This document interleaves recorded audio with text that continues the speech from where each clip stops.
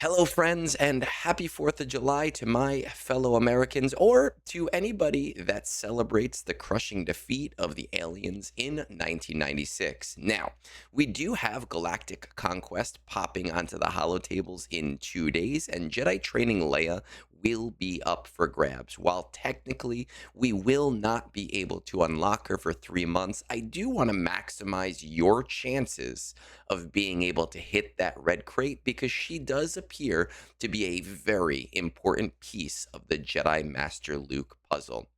Before we hit that intro, once again and always, if you find my conquest guides helpful and you are not already subscribed, please rectify that. It does help.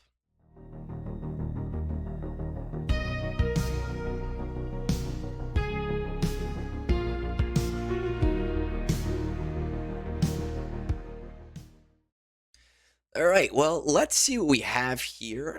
Starting with just our global feats. Normally, defeat 250 enemies on the challenge path. We see that all the time. Attempt to inflict purge 300 times, which we are no stranger to. Gain offense up 500 times, no big deal.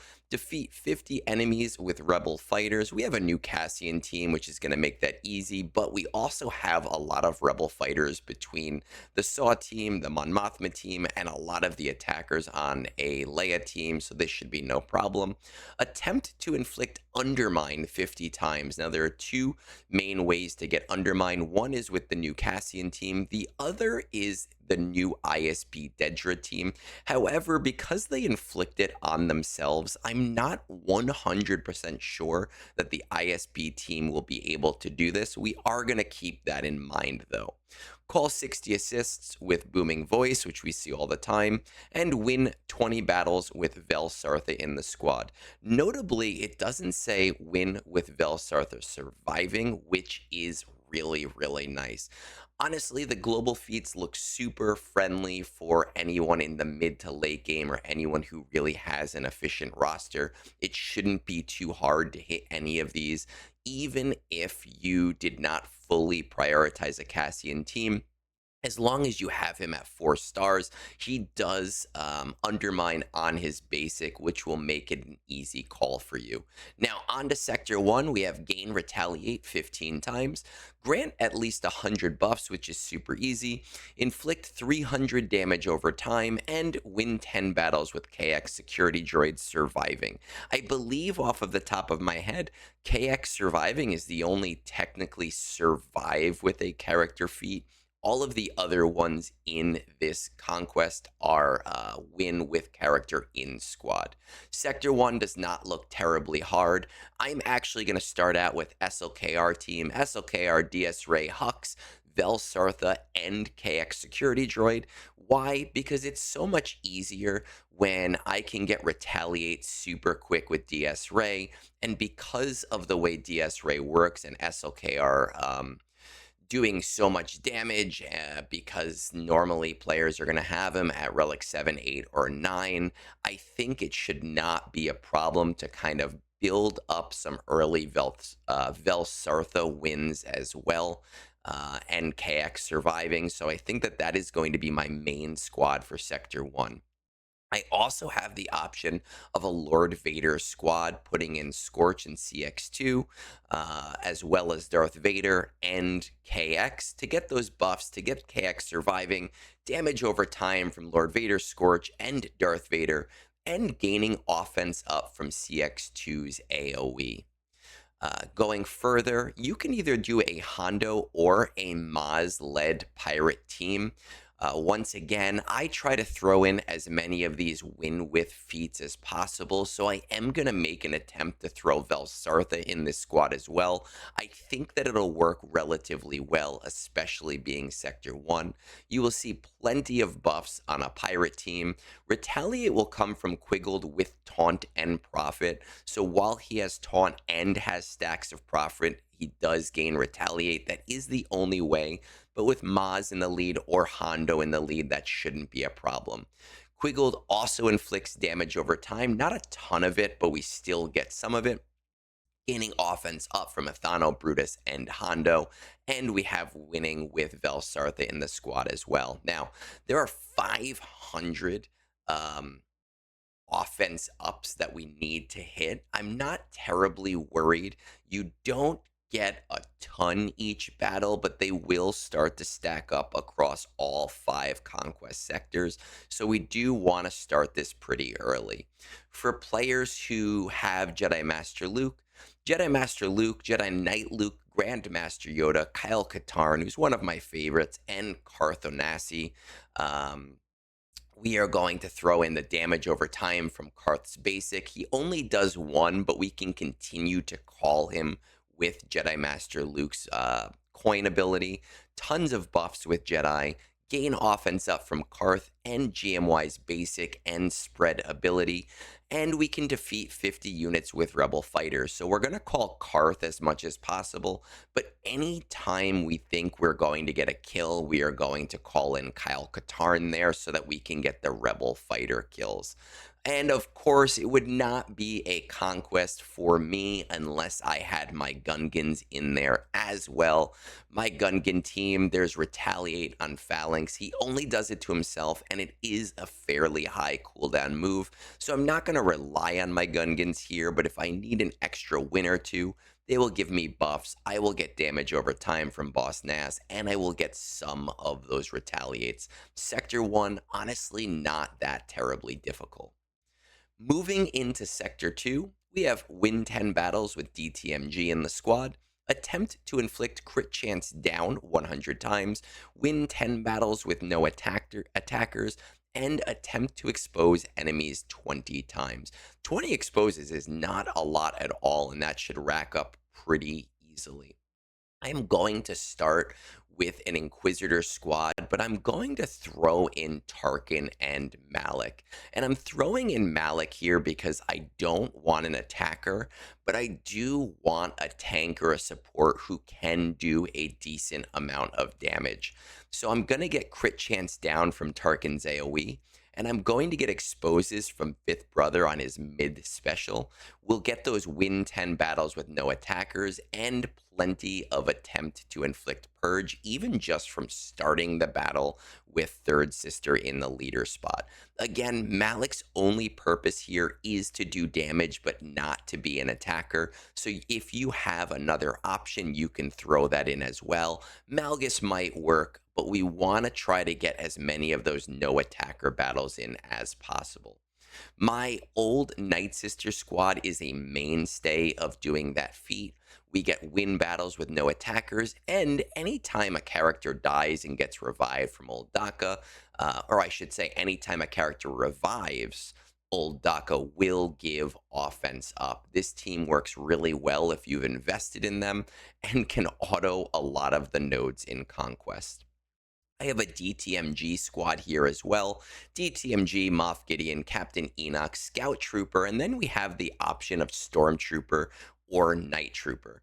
Now, if we throw Stormtrooper in there, we can try to knock this out and also get no attacker. But if we throw Night Trooper in there, we are going to be able to inflict crit chance down. So this really depends on what you want to do with the squad. I'm probably going to throw in Night Trooper because I don't believe I need more no attacker squads. And with this, I am going to get my win battles with DTMG, my no attackers or crit chance down, and Scout's AoE exposes as well as Stormtrooper's basic. Scout's basic gives offense up, so I'm going to start to rack those up as well. Moving further down, we have my mainstay Quad May squad with inflict crit chance down from Pow's Omicron, which I highly recommend to anybody watching this video, even though Relic Delta does make him a little bit too powerful in some regards. And inflicting expose comes from Queen, Master Qui-Gon, and Bad Batch Echo. You don't technically need to throw Bad Batch Echo in here, but those extra exposes will be nice, especially if you don't have a lot of teams that are able to do that. Keep in mind as well, if for some reason you're struggling, the CLS team does have a lot of exposes on the team too, and that'll probably get inflict expose done in 2 to 3 battles, if not one, depending on the team that you are fighting. Throwing Leia, DTMG, Captain Rex, Drogon, and Velsartha together, I'm going to be relying on Drogon and Captain Rex here for the majority of the damage, but winning battles with DTMG in the squad, inflicting crit chance down from Leia's mid special. I believe it's only against attackers, but that's not a big deal for me. Defeat 50 enemies with Rebel fighters. We have Captain Rex, Drogon, and Velsartha in there. Gain offense up from Captain Rex's AoE and winning with Velsartha in the squad. So we have a lot going on, especially if we have Zealous Ambition. We're not sure of what data discs are going to be in this conquest, but a Zealous Ambition will make Leia amazing for Survive feats. Moving on to Sector 3, we've got gain overcharge 20 times, win 20 battles without losing units, attempt to stun enemies 50 times, and gain Jedi lessons 25 times. Now, right off the bat, we can throw in the new ISB team to gain overcharge from KX's basic. Just remember that it has a max of 5, and he has to purge those as well in order to go a little bit further. We can get that win with all surviving. Krennic against attackers will inflict stun. Gain offense up from Dedra's special. And I have a note here about the Undermine. We mentioned it earlier in the video. I'm not sure if Undermine from ISB will work towards the global feat because they are inflicting it on themselves, but it is worth a try. I guess we'll just find out, right? Our JML team, Jedi Master Luke, Jedi Knight Luke, Jedi Revan, Jedi Grandmaster Yoda, and Aayla Secura. We have win with all surviving, inflict stun from Jedi Knight Luke's AoE, Jedi Knight Revan's marked, and Aayla anytime she crits on a Jedi Master Luke call. We're going to gain Jedi lessons every single time JML calls anyone in the squad, and we're going to gain offense up from GMY's basic as well as the spread. So this is definitely a team I'm going to throw in a couple of times, but it's a team that I'm leveraging a lot in this conquest, so I'm going to try to make sure that their stamina doesn't go too crazy low. I'm going to utilize Afra here, Afra IG90, BT1, B2, and Stop. And I know a lot of people don't have Stop because he is a 16 energy Cantina farm and isn't super useful in the game. But we're going to try him with Afra because Stop special does give him overcharge and he does purge those overcharge rather easily. We're going to win with all surviving and gain offense up from Afra's middle, the summon, and IG90. Now, instead of B2, you can throw 000 or Evil C3PO in there as well, but I like B2 for that buff immunity to kind of get around taunts a little bit easier. So I am going to stick with B2, who is also stronger on my roster anyway. My final team here is sticking with the newer Darth Vader squad. Papa Palpatine, Mara Jade, Royal Guard, new Darth Vader, and I know Tarkin is normally the mainstay on the team, but we're going to use Piet because Piet also has offense up, right? We're going to inflict stun from Palp's AoE and Royal Guard's basic, win with all surviving, and gain offense up from Piet's mark and Palp AoE stun. On the bottom, there are a couple of characters who stun on basic. There are quite a few of them that stun on basic, but those are 3 that people are more likely to have built up. Sector 4, gain Rebel Network 15 times, win 10 battles with full light side Mandos, gain defense up 80 times, and attempt to blind enemies 80 times. Now, Rebel Network is a shit tier feat. Rebel Network requires your Luthen to take enough damage to get down to 25% health. It requires Clea to then use her special, which will sacrifice Luthen, which will then give you 4 characters maximum on your team, depending on if you are able to keep the summon up. Maybe 5, but it's highly unlikely. because of the way the team works. And you will be able to get Rebel Network on everybody on the team one single time for a maximum of 4 in the battle. This is a feat that I am almost definitely going to skip.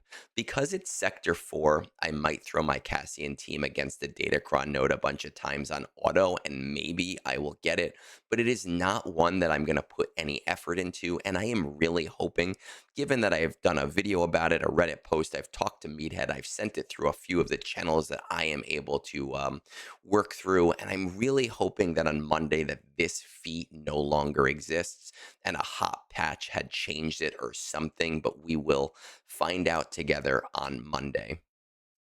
Because I do have the Cassian team, I am going to throw the new Cassian team together. Again, Rebel Network is going to maybe happen, but I'm not putting any stock in attempting to get it. Inflicting Blind from Cassian's right special and Vel's AoE. Gaining defense up from Kyle's defense up. No, never mind. Kyle's not in that team. We'll have to change that for later. Inflict Undermine comes from Clea as well as Cassian's basic. Defeat 50 enemy units with Rebel fighters. Gain offense up, Clea's mid special, and win with Velsartha in the squad. Actually, now that I think about it, the defense up from Kyle's AoE is because we want to take Cinta out of the squad and throw Kyle in there instead. You would think because I did these infographics myself this time that there would be no errors, and you would be thinking wrong. Um, for my light side Mando's team, this is a pretty typical team. BKM, Bo Katan, Paz, Beskar Mando, and IG-12. Win with full LS Mandalorians. Gain defense up from IG-12's mid special. Inflict blind from IG-12's right special. And gain offense up from IG-12's unique. The BKM squad, depending on data discs, is not the strongest in Conquest. We'll see what data discs we'll get. This is probably one that I'll do 4 or 5 battles on, and then come day 5 or 6, when their stamina has regenerated, I will go back to that Datacron node and pick up the rest of them. If you are hurting for teams, you can throw a Jabba team together. You'll get Inflict Blind from Jabba's basic. In the past, I've actually thrown Jabba with IG-12 together to just stack blinds on top of blinds. But because I need an LS Mandalorian squad in this specific sector, I'm not doing that. Defense up comes from Skiff's special when he calls on a dark side ally, and Kursatan's middle special also gives him defense up. We once again have a JML squad in here. Jedi Knight Luke, Pow, Hermit Yoda, it looks like, and Rebel Fighter. You can, if you have Cassian at 4 stars, but the rest of your Cassian team really sucks, you could throw Cassian in as your Rebel Fighter, because every single call will give Undermine to be able to get Undermine as quickly as possible in your global feats. Gain defense up from Pow's unique and Omicron, defeat 50 units with Rebel fighters, and of course that inflict Undermine if you choose to use Cassian there. For those of you who do not have Cassian, for those of you who do not have a ton of Rebel fighters right now, you can put together a Saw Luthen team. Saw Luthen, Kyle, Chirrut, and Vel. Gain defense up from Kyle's AoE. Saw's unique, inflict blind with Saw and Vel's special, defeat 50 units with Rebel fighters, gain offense up from Saw's lead, and win battles with Velsartha in the squad. So that is an option. You could even throw Clea in there in order to try to get some Undermine if you don't have Cassian. That is an option. Moving on to Sector 5, and Sector 5 is really not that difficult at all. Gain tactical supremacy 25 times. Win 10 battles with Boba and Jango Fett in your squad. Attempt to inflict buff disruption 30 times and gain potency up 50 times. There are a lot of options. I'm not trying to stack them all together here, but I am going to start with my Inquisitor squad again to build up a little bit more of that purge. Third sister, Grand Inquisitor, seventh sister, fifth brother, and Tarkin. Tarkin's going to give me a potency up on himself, 5th will also be able to do that. But more importantly, Tarkin does AoE tactical supremacy on all Empire allies, which is incredibly helpful. The only two other characters that do that are Partagaz. It's one of the ISB. I'm pretty sure it's Partagaz and also Admiral Trench.